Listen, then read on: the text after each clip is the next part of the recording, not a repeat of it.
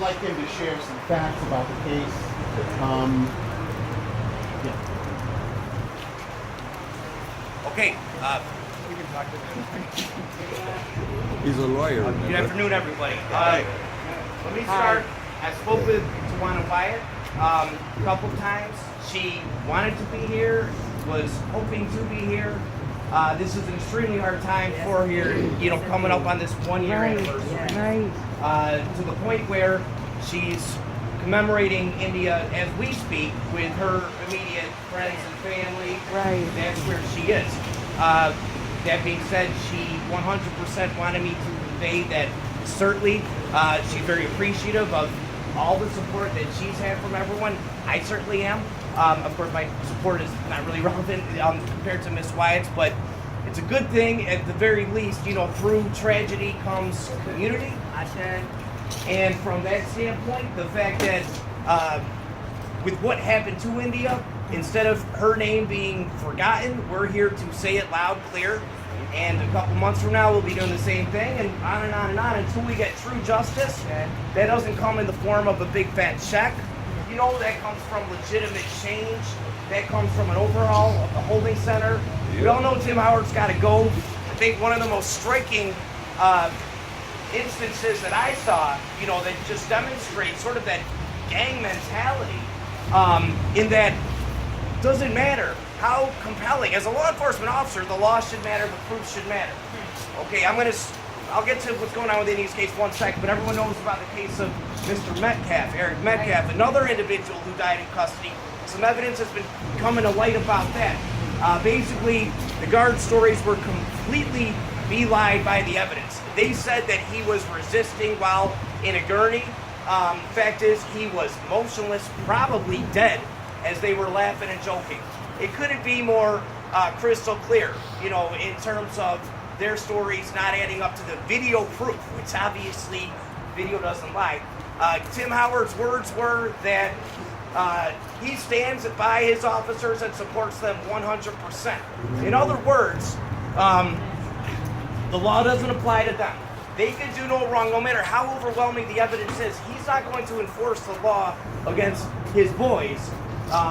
He's going to take their side and basically justify their homicide, which enabled a future homicide to take place, that being my client, India Cummings. What we're here to do is, we want to have result from India's horrific death, which I'm going to get into, is say enough is enough. Enough has been enough, but now it's really enough. Right? Yeah, because I think we're at a point now in civilization and society where these are becoming the norm, not the exception. No longer are people kind of sitting at home, wringing their hands, shrugging their shoulders, saying somebody's got to do something about this. We are now doing something about this. And I think that's an important societal change, and that's what it takes for these monstrosities to stop. In terms of India, it's been 1 year ago. She was admitted into custody on February 1st, and clearly in the throes of a psychological breakdown where anybody and their mother could tell she needed medical help, a hospital. She was acting in a bizarre manner, and this is, when healthy, a completely law-abiding, church-going, well-respected, beloved member of the Rochester and Buffalo community. Immediately when she came in, she wasn't eating. She was seeing things that weren't there, speaking to people that weren't there. There were red flags anywhere you turned. And she was, even though her arm was already broken, the officers still continued to bait her, fight with her. And what happened was they injured her arm. And this is what happened with the case. This isn't what's on public record as of yet. These are the facts. A broken arm is, generally speaking, not supposed to be a fatal injury, so long as it's treated, so long as it's not broken in a more severe manner, so long as it's not continued to be twisted and beaten in altercations with the individual. What happened was her arm was so deformed due to the abuse that took place within those walls.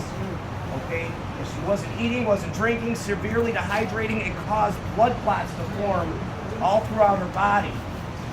Once that happens, medically speaking, you don't get blood to the brain when there's blood clots to suppress or intervene with that blood flow that should be going to the brain.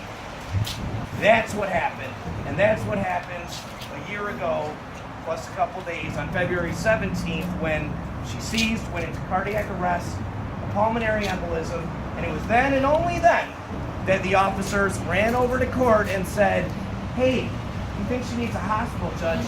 Did you sign a release so she could go there? Had they done that at any time in the previous 17 days when she wasn't eating, wasn't drinking, was getting beat up, was getting violated in every way imaginable, we wouldn't be here. She wouldn't be here, but she would be here. She would still be on this world, and probably with the right treatment, she would be thriving, going about her life. That wasn't the case. That shouldn't stand. We all know the numbers. Where we are from a case standpoint is they thought this would all go away. And that's why their autopsy took, 5 times as long as an autopsy should take. And when that autopsy finally was released, there were misspellings, things like that you're thinking, if you're going to take those 6 extra months to do an autopsy, you can spell a couple words correctly. No. But they were thinking that, hey, well, the uprising is going to be gone, so we could sneak in some sort of ruling saying that the cause of death was undetermined. It's not. So where we're at right now is our experts have just done the final evaluation, and that's the information that I just conveyed to you relating to the spiral fracture in her arm, how it was aggravated so many different ways, ultimately causing the blood to clot. Those are the facts. Those are the facts, and now it's my job to put those facts into a court of law and prevail upon those facts. But as I said, money ain't good enough. That comes from India's family, and if they're gonna, try to buy her off or us off or anyone off, that ain't gonna work. Money in conjunction with change so that we can be assured that there's not gonna be another India Cummings. That's what we're talking about. Thank you. If you're here.